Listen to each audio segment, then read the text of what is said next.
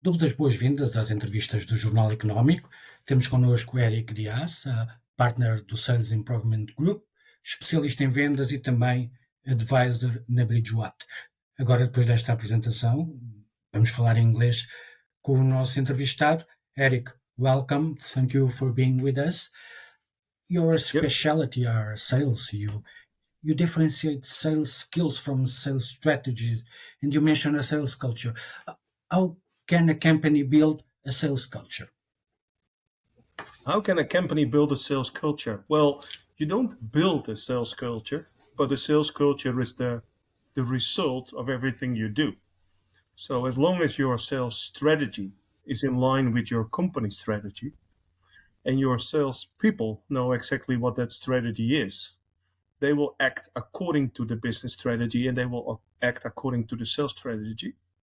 And that means also that they will have a sales plan, an individual sales plan that is based on that sales strategy. And as a result of that, they will act accordingly.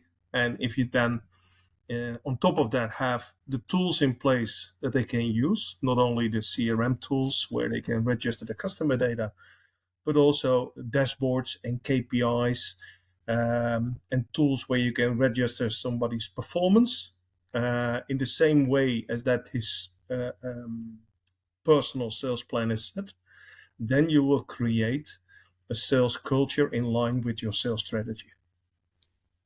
Do you think that selling is a mission for everyone in a company or in a group?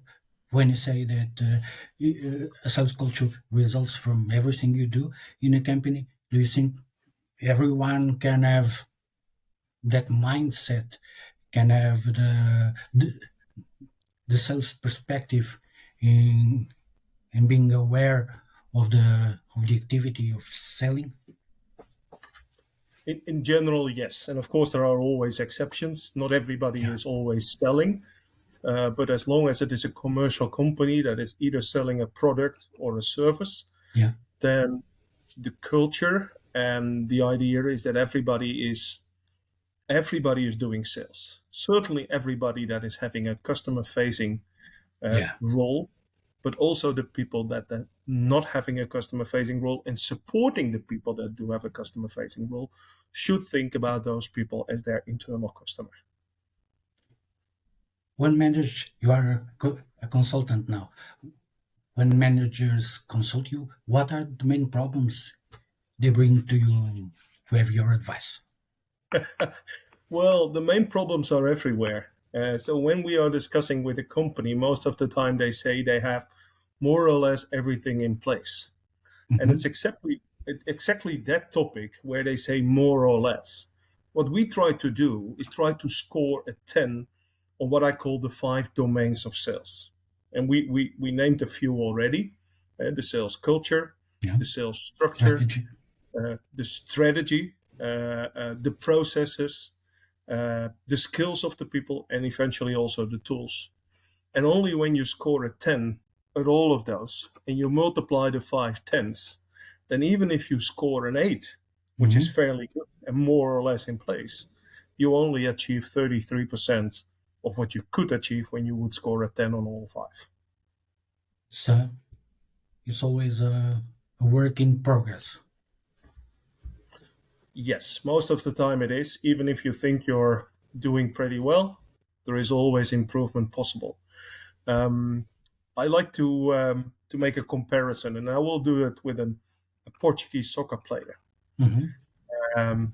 So Cristiano Ronaldo, I think we are all now aware of the fact that he is an excellent soccer player. But still he is practicing every day on the field, and sometimes 2-3 times a day. Yeah. Are we doing that with our professional salespeople? Most of the time we don't. We give them one course, we give them one training. The last training was a year ago, and we expect them to bring the same type of results that we expect from a professional person. You need to train and keep training people all the time, and not stop after one training or 2 trainings. It's a continuous education. Do you think there is some resistance to to have that mindset to have a continuous education formation through the lifespan of a worker? Yeah, I don't think it's by definition a resistance, Hmm. but it is a fact that people not always think about the fact that training is important. Yeah. And next to training, the other four domains, as I mentioned earlier, with the strategy and the culture, are important also. So if you have a mindset as a company and as a leader and as Hmm. a sales leader, that continuous improvement is necessary to achieve better results, then you will always improve your sales process also. One of the discussions I had with a production company a while ago was about the fact that they made their production process lean according to the Hmm. lean approach. Yeah. And they were very proud on that.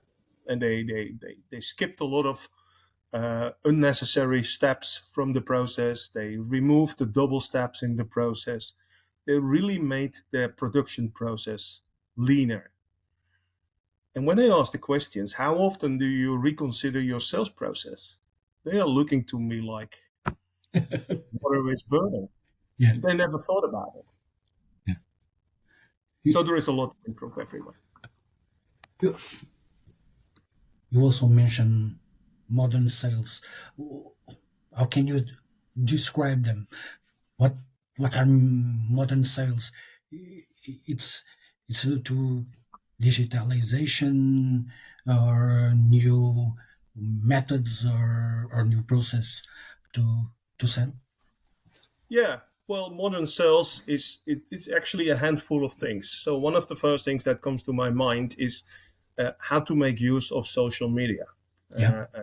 A traditional acquisition is by picking up the phone and do cold calling. It's not for Yeah. Yeah. nothing that it's called cold calling, because it is calling by phone. Nowadays, you can do acquisition through LinkedIn. Yeah. It's a different approach. You need to have a different script, but it is certainly possible. You can use other social media. So that's one thing.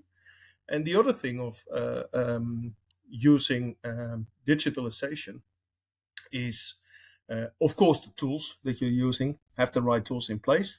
But I was more referring to the art of artificial intelligence.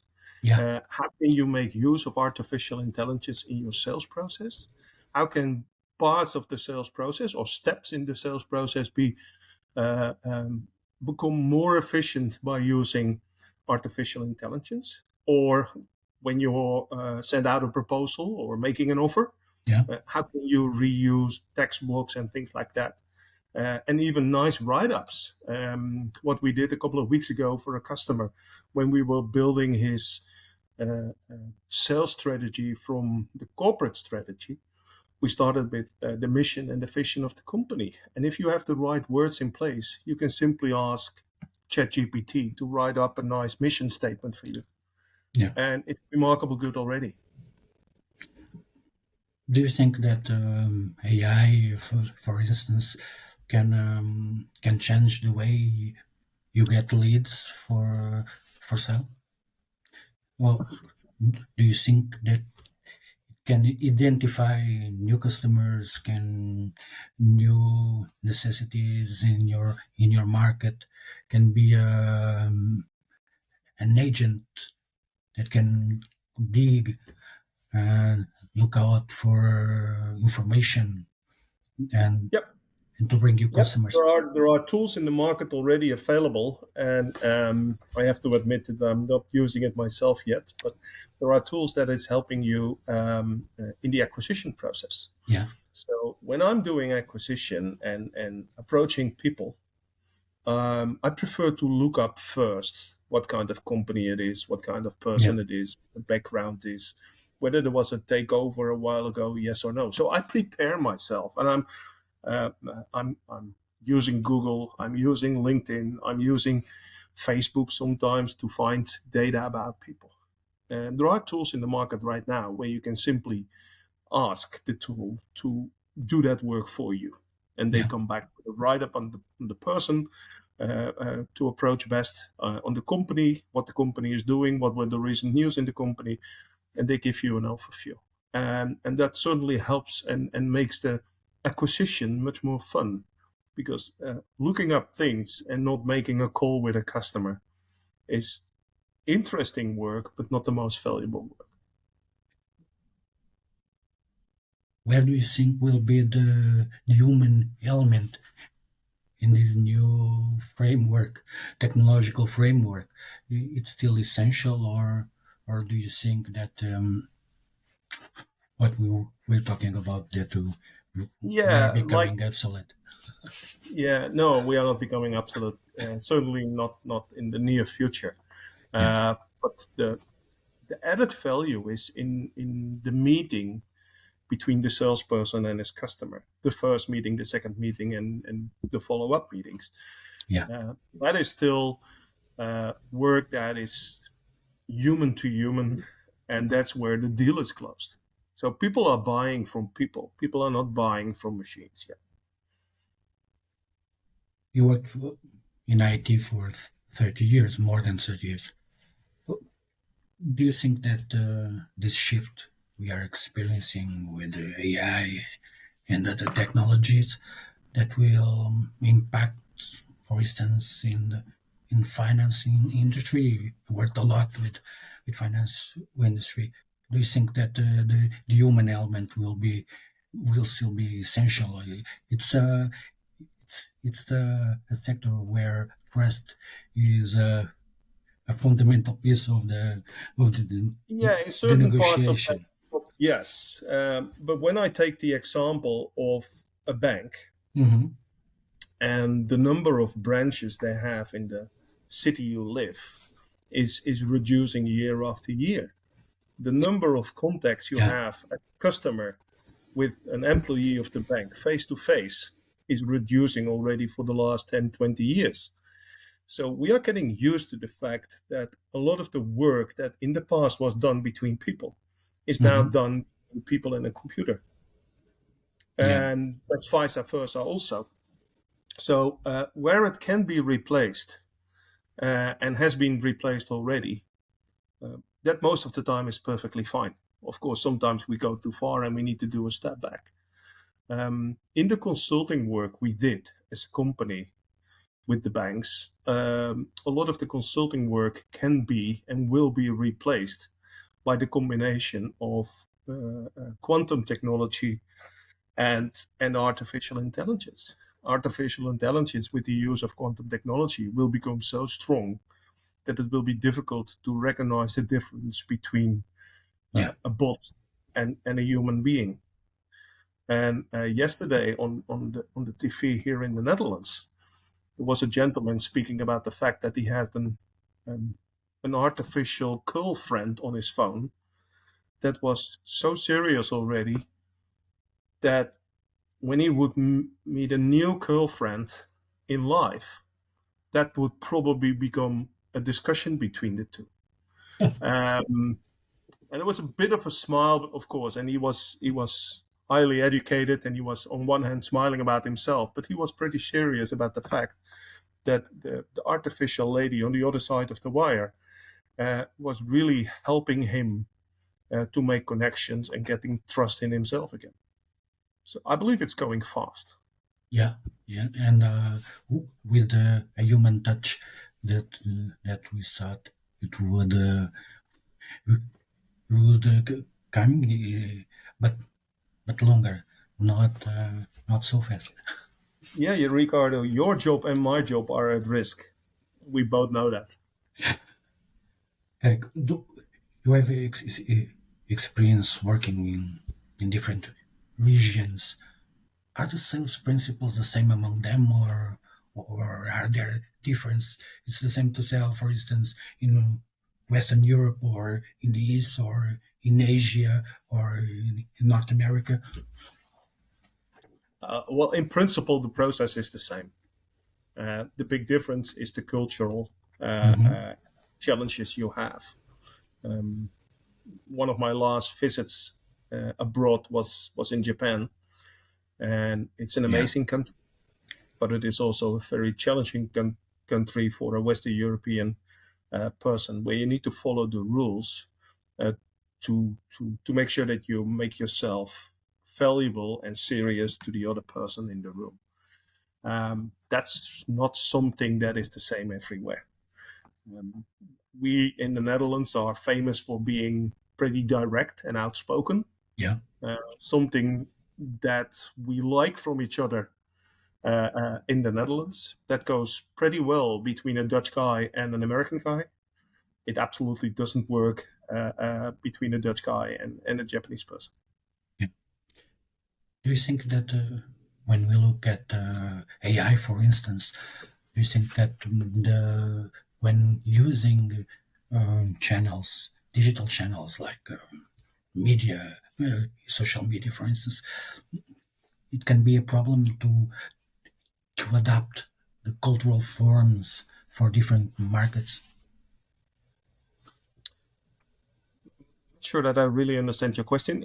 Are you asking me whether the artificial intelligence will be able to recognize the differences and act accordingly? Yes. Oh yeah, absolutely. And for salesperson, Better than we are. And when you teach the salesperson from different companies to approach different markets, now you can do it being in your office and you can assess other markets.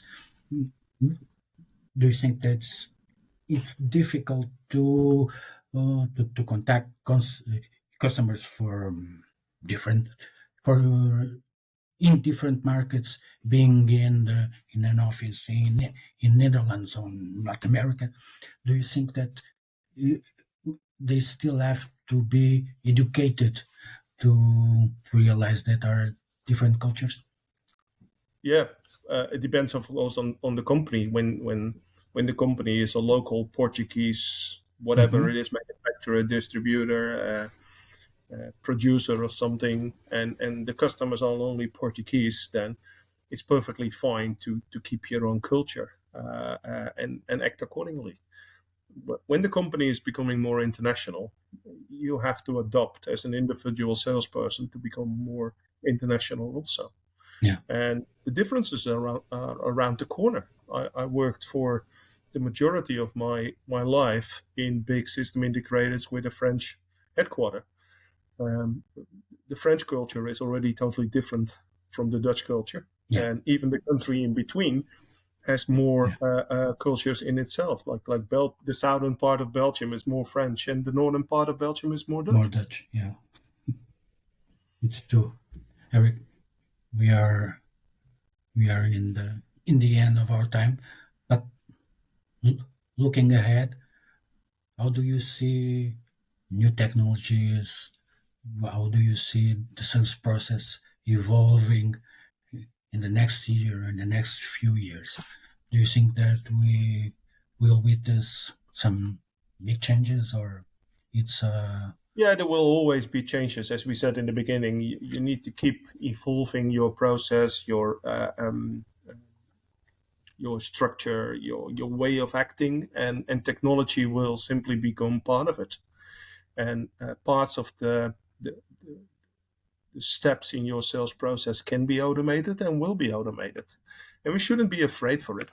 We should embrace it and make use of it to make sure that our company is becoming more efficient in that part also. It's not the first time. It happened before. Yeah. And it's continuous improvement, as we said earlier. Yeah. Erik, thank you for your time. It was a pleasure. Thank you, Ricardo. It was a pleasure from my side too. All the best. Thank you. Obrigado também a quem nos acompanhou.